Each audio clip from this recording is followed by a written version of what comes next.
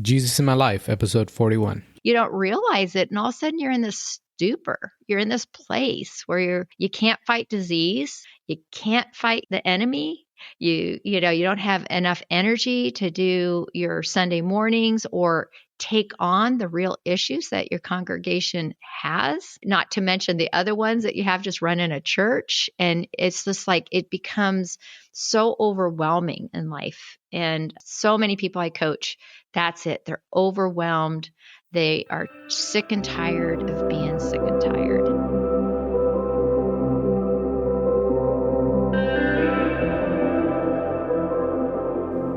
Welcome to Jesus in My Life, a podcast with Rob and Jack, where we interview everyday people like me and you about their extraordinary experiences with our Savior, Jesus Christ. Welcome to another episode of Jesus in My Life. We are so glad that you're with us. My name is Rob and my co-host Jack. Hey, everybody. Well, I'm excited to introduce to you all who is in studio today. This is Vicky. Vicky is a friend, a sister in the family of God, and also my health coach. Vicky, welcome to the show. Thanks for having me, Rob. Jack? Awesome. To build a little bit of context before we jump right into the story today, in episode 12, I shared my miracle story of COVID and recovering from COVID. And one of the things that God told me, the Spirit told me when I was in the hospital was twice, he said, son, if you don't get a hold of your health, it will be all bad for you. And that sent me on knowing that that's what God told me. It was a real thing that I knew I needed to get a handle of. And it took about 2 years to finally get a handle. And so I'm glad that Vicky is here and that we get to share her story. I imagine that it's going to be an encouragement to all who listen. Vicky, I'm just going to go ahead and jump right into it. First, start about Jesus in your life. Where did that begin? Were you raised in a Christian home, or was that something that came later? So we'll kind of start there. When did Jesus in your life start? Jesus started early on in my life. I was raised Catholic, and I had a father who was a public school Catholic and a mother who was a Catholic school Catholic. So I was raised in a little different way. I did go to 8 years of Catholic school. As a child, I loved Jesus. I talked to him every night. Not normal. It wasn't the Catholic prayers. It was my own little heart. High school, after my 8 years of Catholic school, I was kind of thrown into the popularity pit in high school. Kind of went down that route, and Jesus and I kind of, we weren't as great of buds. And, it's that sense that I am not walking, but I had never received Christ. I'd never accepted him as my Lord and Savior. So, but he was my buddy. So I always think back to that and think, was I? Wasn't I? But in high school, I kind of got together in my last year of high school with a charismatic Catholic group that kind of shared, you need to have a relationship with Jesus Christ. And I'm like, oh, okay. But I wasn't done kind of living my life out and went off to college. And so I did pray that prayer in high school, and it meant something to me, but I just wasn't all committed. I was still on the fence a little bit. College was coming. I wanted to see what that was all about. So Campus Crusade got a hold of me in college, and boy, were they great. So they got a hold of me. Probably took 2 years of them inviting me to Friday nights or Thursday nights or Tuesday nights, whatever they were doing. And then finally I realized my way was not the way. I just finally just gave it all to Jesus right about then. 17 to 21, I had a real battle and struggle with bulimia, which we'll talk about in a little bit. And that was a real struggle spiritually. It was a really tug on my soul. So I received Christ. The Campus Crusade taught me how to share on beaches and malls, and evangelism was my thing, and met my husband, and we have been doing the Lord's work for 39 years in May together. So we raised our kids. We're church people. We love the church, but I also have that real heart for the community. So whatever soccer team we were on, or baseball team we were on, or neighborhood thing, I'm definitely more that community leader and evangelist. So that's a little bit about me. Awesome. I love that. Thank you.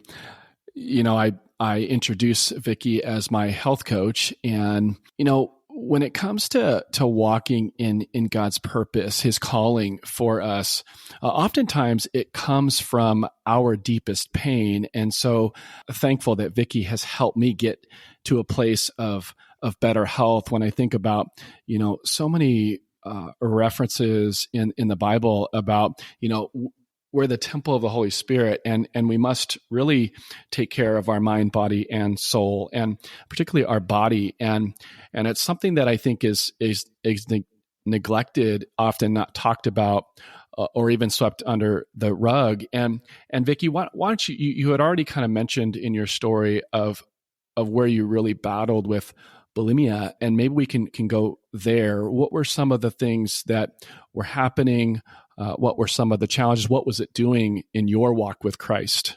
Great question. It was consuming me in a way. For some reason in my mind, my value was only if I weighed a certain amount. And how ridiculous it was. I was 117 pounds and 5'5", and my brother had said to me, "Oh, you're looking a little chunky," and I just went, "What?" So I started running, and I started running regularly, and just chunky, and he was 10 years older, and, I don't know why he said it, but he said it, and it really stuck in my brain. I really needed I had two older brothers and sisters, 10 and 14 years older, and they were like parents to me. They were very influential. And so that comment just started me on this thing. And so I just started losing more weight and more weight. And then I realized, if I ate something, and I got rid of it, I would lose more weight, and I just started on this. And it was really about, my mom was mentally ill, and it was the one thing I could kind of control. I know that's a weird thing, but it felt like I had control over this area of my life. If I weighed a certain amount, if I was a certain way, I felt it was the 70s, 80s, it was very much popularity driven or acceptance driven, that I needed to weigh a certain amount. I needed to run so many miles. I needed to be something in this world where, so it consumed my mind, my body. I would find, it really made me a liar. People would say, "Where were you?" And I'd say, "Oh, just over there," and I'm finding some bathroom or whatever to do, whatever you do when you are consumed with bulimia. But I was a really good faker. And that's how it ruined or affected my walk with Jesus, is I was just a fake, I was a liar. And that was so important, more important than anything to me. And it just consumed me. It made me think of James chapter 3, verse 6, when it talks about the power of the tongue.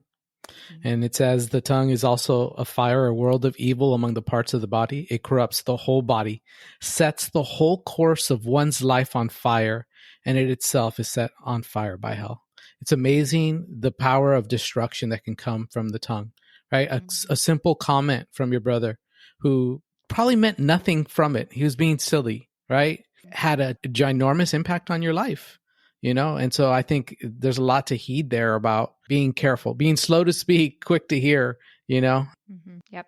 And he didn't mean it. I can see that now. He definitely didn't mean it in the way that I took it. How's that? So yeah, that is the crisis of my issue, was just, I became a liar, and I wasn't honest. And so I was doing a word study. I was in Campus Crusade, and they taught me a word study, and the word study was vows. And I really didn't want to be consumed with it anymore, bound by it anymore. And so I just asked the Lord, I said, "Okay, Lord, I know what I've studied what vows are, and I'm going to make a vow to you to never, ever throw up my food again in order to lose weight." And I said, "Lord, I know what I'm doing, and I know this is a vow, and I rather, I don't want to break a vow. I know the detriment of breaking vows to you." And, it was an immediate release of all of it, just immediate release. It was like, phew, made the vow, and he did not let me down. And it seems so simple, and people think, you need to have a lot of therapy, and you need to go through, go to a special place, hospital, whatever, to get. I didn't I didn't need that, but I was 99 pounds and I was 5'5". I was very thin. I probably should have been hospitalized, but God, sent the Spirit and got me through it. And then I started gaining weight really, really fast. So, after you've starved your body so long, your body is going to hold on to everything. So that was another thing I had to get through, but I was never ever tempted to do that again. But I was really interested in finding answers on how to get my temple healthy. Vicky, why don't we go back just a little bit? You mentioned you were good at faking it, and there's a spiritual side to that.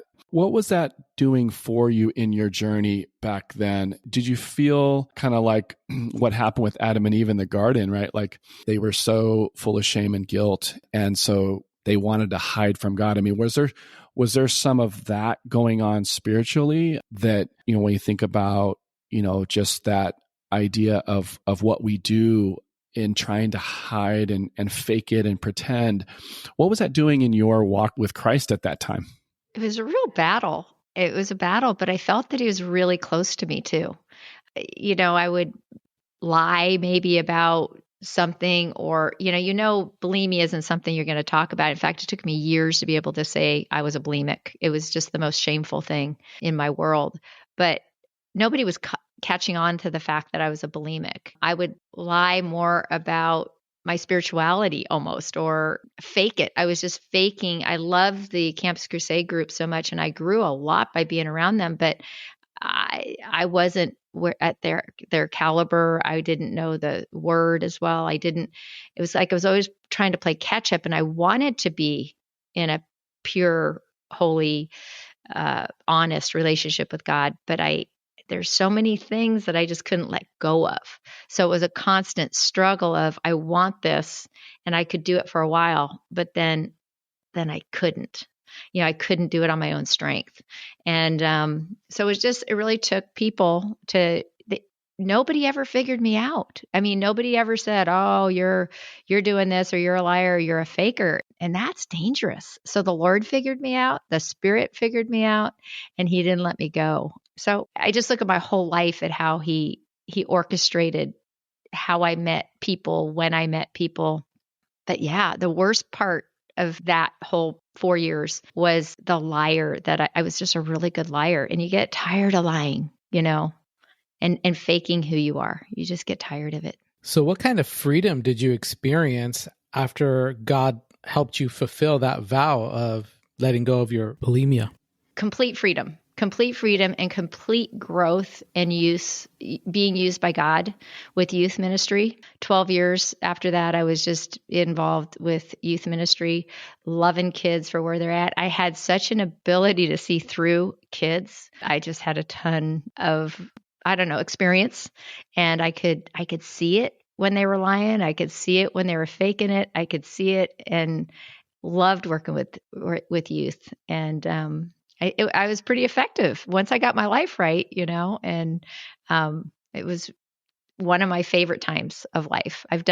It's funny, I'm 62 now, so I have different seasons of life where I've worked with different ages and stages and, in life. And it was one of my favorites. And I still love young people, but it was amazing. It was just like it all just lifted up.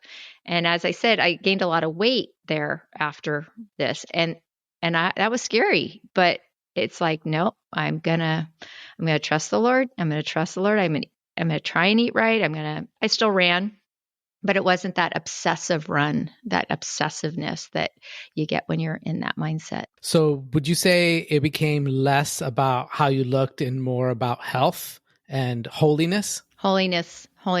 Yeah.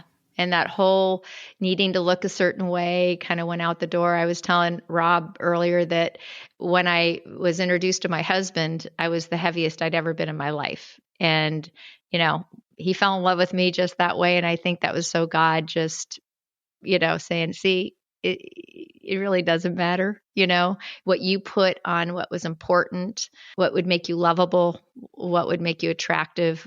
No, it was my spirit that had grown and flourished and became, we always laugh. And I always say, Mike, if you met me a year ago, you would have passed me up so fast. And so God did some major, major, quick work. The Spirit just worked, and, it just changed my whole persona, who I was, who I wanted to be, who I wanted to please. It was pretty awesome. Vicky, my story is one that you know, of course, being my health coach and walking through when we reconnected, when God told me I needed to get a hold of my health, and some of those conversations early on, and jumping into what this was going to look like and develop a plan and get on course.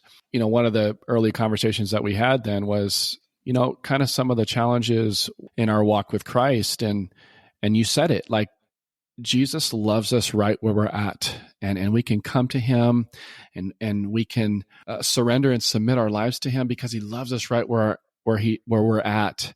I love that about the grace and mercy of God, but also he loves us to not have us stay there. And in terms of my health, and just an eye opener, a revelation for me was some of the, I'd say probably some things that I hadn't really, maybe they were careless in my life. I was more of a eating out of comfort and convenience, and it was easy for me to find comfort in food because of the stress of, like, even being a pastor and just life in general, being a father, being a husband, and just life and how it just kind of caves in, and so food becomes a comfort. And that was one of the conversations that you and I had when you helped me think through some things. The realization for me was, again, something that we don't really talk about in the church. And I had to just come clean to get out of the pretending, if you will, to really come to understand, like, my temptation and the challenges in my own life, health-wise, was the issue of gluttony and just constantly needing sugar and sweets, and just couldn't get out of my mind. And looking back, like, God had to deconstruct some things. And so maybe, if you will, maybe even your own experience to that, but then as you've, continued on this journey to help other people get on a better health plan, speak to that, if you will. Yeah. So after I, had gained all that weight, my body did readjust, in my 20s back to a very stable, great weight. In fact, what I weigh today. But then as a woman and going through the different 30s, 40s, 50s, I started gaining weight again, just like I had before. And I was exercising and running, and I trained for a half marathon, and I ran those 10-mile training things, and I trained for that marathon and gained 2 pounds. And at the end of it, I just went, what is going on? Because I do try to be very healthy and not eat a lot. My calorie count was low for anybody, but I wasn't fueling my body correctly, is what I finally learned. I wasn't fueling for a half marathon. I wasn't fueling for life. I was more thinking, if I'm not hungry, I don't eat. I don't eat after 6 p.m., all those things that you tell yourself, but I wasn't getting enough protein. And so at about 10 years ago, I was again tipping the scales where I'd been the most heavy I'd ever been.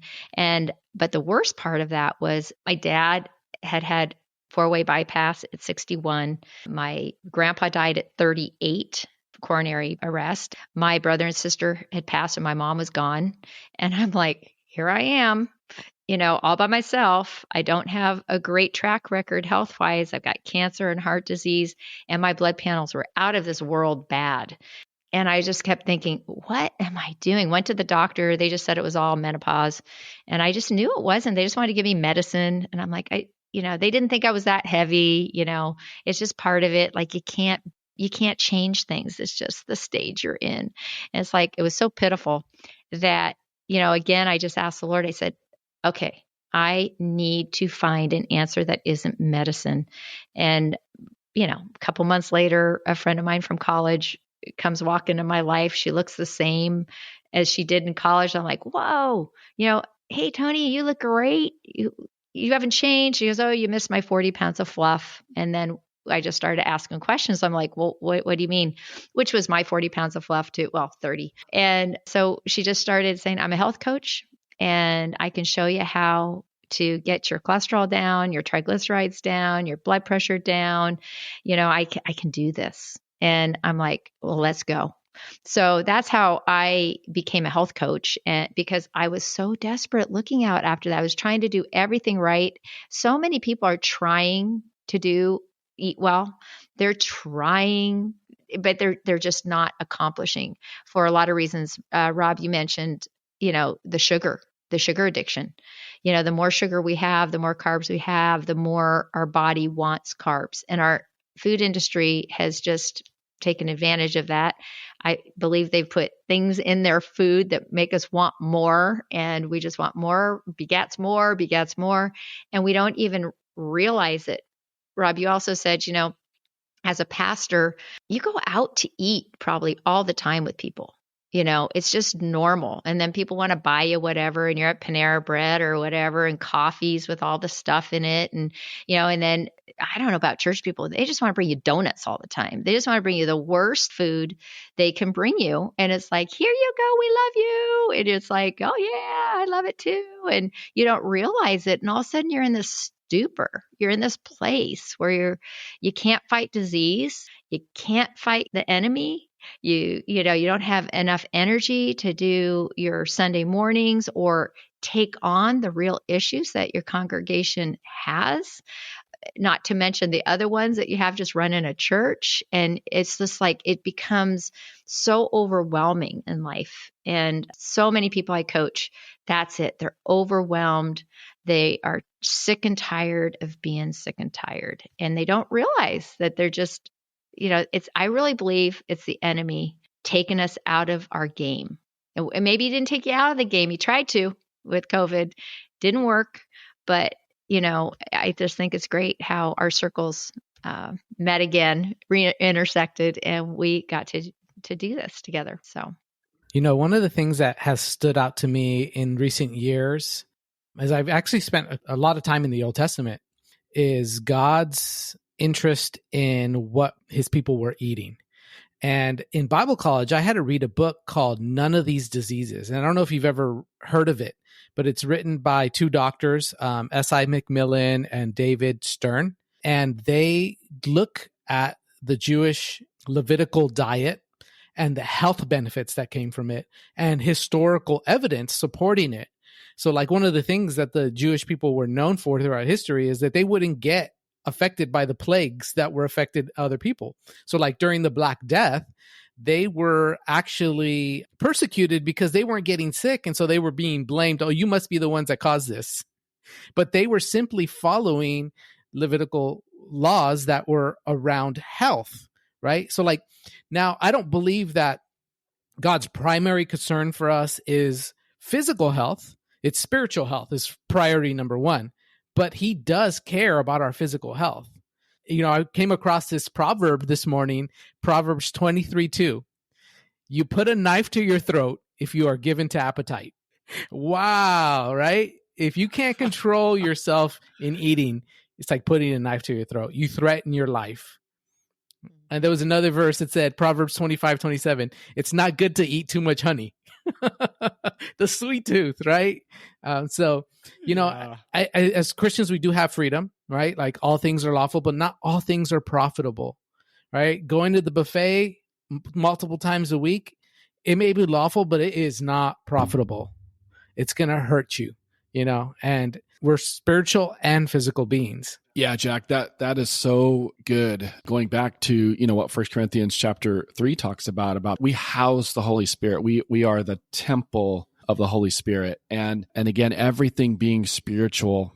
I always say this, that when we do something physical, something spiritually happens. And when I think about, even my own journey, of course, Vicky, your journey of Jesus in your life and getting on a better, healthy physical track. I mean, there's nothing but benefits. There's nothing but health and true freedom when it comes to the temptation of food. Speak to that person that may be listening to this episode. I'd say it this way, that we don't have to go too far to really see the pressure of life. I mean, just turn on the news and we just see so many things happening, not just globally, but in our own worlds, in our own homes, and just the stress seems to be increasing. I mean, just read recently that this generation is the most depressed and hopeless generation ever in America, and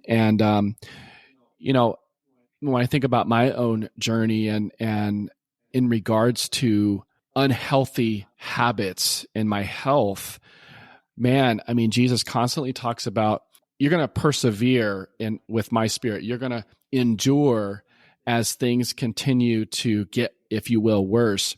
Speak to that person that is maybe dealing with some things, and certainly could be health related, to encourage that person. And maybe they're at the end of their rope, and some of even the habits that they've kind of have crept in, both the flesh and even the enemy. Speak to that person to encourage that person. First of all, there's hope. There is, and it doesn't take long if you have somebody to guide you through what you need to do. But our health and our well-being is tied up in so many things, like not just fueling our body, but hydrating our body, the amount of sleep that we're getting, your surroundings, the toxic people that, are in our lives that we love, but for some reason can't seem to get them into a healthy place in our lives. We don't either want to confront them, or we don't want to stop hanging out with them, or there's so much anxiety going on. And so we don't really we just see our health maybe as our weight, but there's so much more to it. Spiritually, we just need to be nourished. We need to get our sleep. We need to hydrate. Hydration is one of those things that we neglect more than anything. And it's so important for our body and our organs to be able to do what it's doing. So I guess what I would say, and I've coached now over 800 people in the last 8 years to a better, healthier life, teaching weekly what we do next and how we break the sugar bugs, or, the cravings, but how to live this life forever, and how it's not a diet. We don't go on a diet. We need to just have a lifestyle change, which fills in all the gaps, that I was just talking about. And so there is so much hope, and it doesn't have to be my program. It doesn't have to be, but there's guidelines. And it's asking for help, being accountable to support, and being able to maybe do some educational reading on what it is you're trying to accomplish. There's so much information out there. Do this, do that, do that, do this. There's so much out there. It's just really finding out for you what it is your body is needing. I was at church on Sunday, and I'm on the prayer team, and somebody came forward and just said, I barely got there because she's in so much pain. And she just goes, I am sitting out on the sidelines for Jesus. I can't do anything. I can't get in my car at nighttime to drive. It's just too hard. It's too hard to get out of my car, even with the handicap spots and I'm sitting out. I'm not able to do what I know I need to do for Jesus. Will you pray for me? Of course I can pray for you. Of course we need prayer. We also need someone to show us how. And Rob, I think that's what I think you were most surprised at, is how easy the how was. Once you were just guided, it's like, wow, there is hope. There is hope. I've seen it. It fills my heart with joy every week when I get on my calls with people and the things that they're realizing and how they're getting off their meds and their blood pressures, at normal rates, and their cholesterol went down and they don't have to take, their meds. Diabetes. Oh my gosh, diabetes, pre-diabetes, man, I could totally help people, knock that one out of the park. And so it's just so much fun to watch people get free. I love that it's a holistic approach, right? I mean, so many diets are gimmicks that last for a short period of time, but it's a lifestyle change. And it's so much more than just how much I eat or how little I eat. It's about the quality of everything involved, what you're taking in, your fuel. I love that you talked about, like, you got a car, like, you have to have the right type of fuel in it to make it run efficiently and effectively. And I think God's designed our bodies in the same way. Unfortunately, I recognize we live in a society that, we've made food not for fuel, but for pleasure.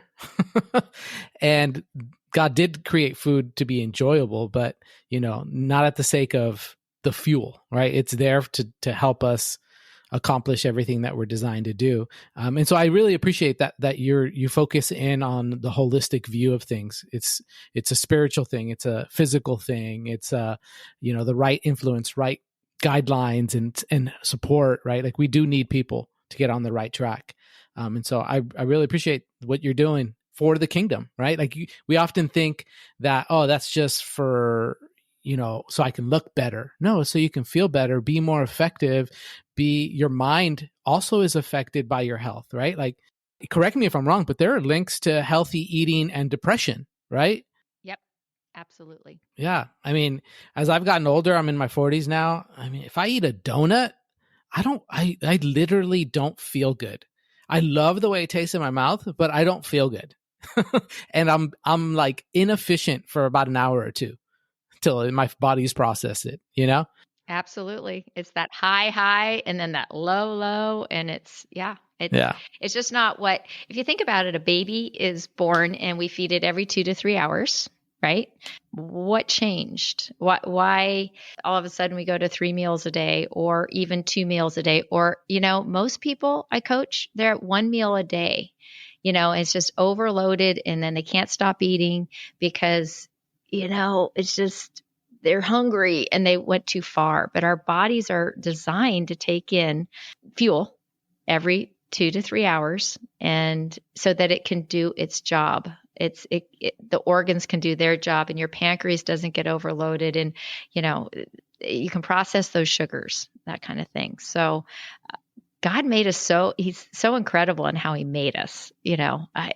Sometimes I just sit and go, how did he think of all these things? So, just eyesight and, our brains and lungs, just amazing. And so if we can think of it as a gift that we're given, I became a grandparent almost 10 years ago.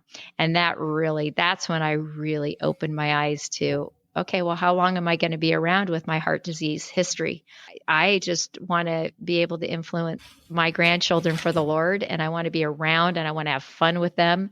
And so we have 4 right now and 2 more coming in April. And I'm 10 years older than I was, with the first one. And I have as much energy and joy for life and desire to live. Doesn't mean something won't come my way. My brother, sister, mom, dad are gone.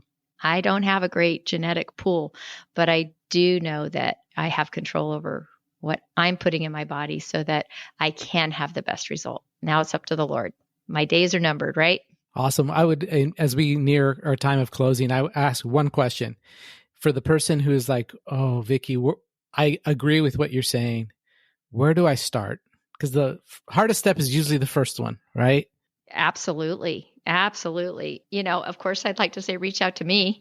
I love what I do, and I don't know how that works with this podcast, but I would love to hear from anybody and then send them in the right direction to where they need to go, and who is in their life that can buddy up with them to do this, who's in their life that they trust, that kind of thing. So, I'm open for a conversation, and I'd love to help anybody who's really ready. It's really about being ready, sick and tired of being sick and tired, being on the sidelines, not being able to do what you really want to do or what you feel called to do, but you can't.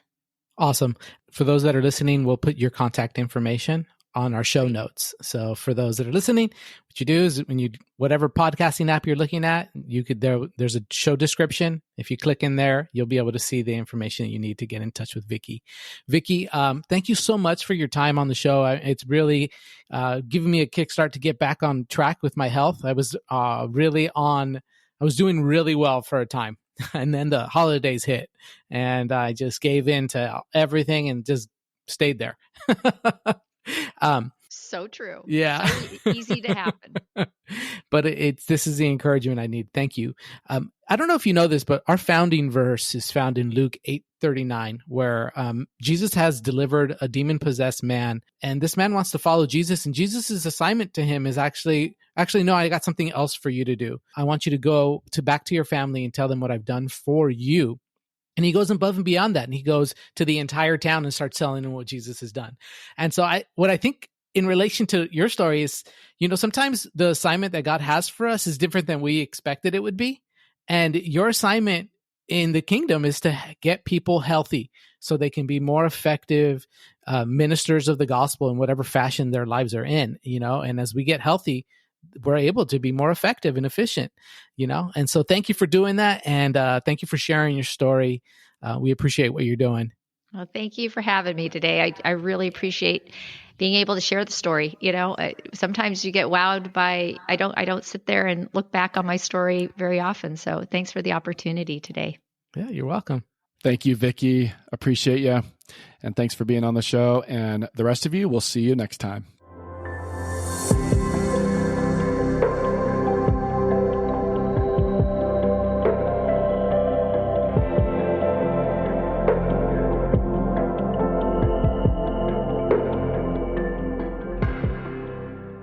Thank you for listening to Jesus in My Life. New episodes release every Tuesday. Subscribe on your preferred podcasting platform so you don't miss a single episode. If you have enjoyed this podcast, please consider sharing this podcast with a friend or family member. If you would like to help our visibility online, consider rating us and posting a review on Apple Podcast. Have an awesome Jesus in My Life story?